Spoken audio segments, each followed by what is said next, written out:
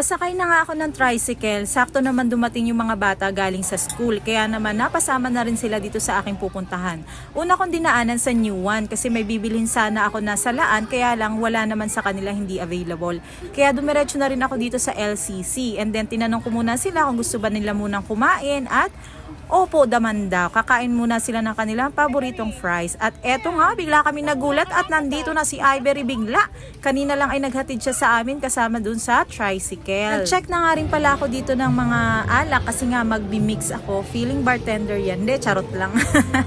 Kasi magbe-birthday si Yuna at may celebration kaming gagawin. Magtitimpla lang kami ng cocktail para naman smooth drinking lang. At para naman doon sa mga hustler, di lang banog na lang.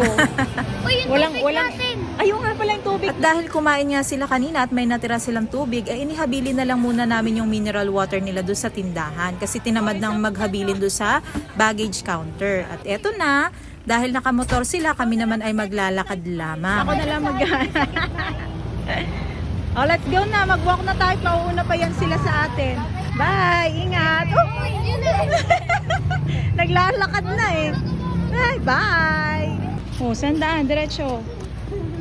At dahil puro liquid nga pala itong binili ko, ay parang nagkamali ako ng desisyon na maglakad kami. Kaya naman, nung nakita namin sila Ate Mel at Kuya Ding sa may PUP na nakapila, ay sumakay na rin kami at talaga namang mapipigtas na ang braso ko sa bigat ng aking daladala. At tingnan mo nga naman ang trip na itong dalawang babae na to at sa likod pa talaga sumakay. Kaluwang-luwang dito sa loob ay ako lang ang mag-isa. At eto na nga, pauwi na kami.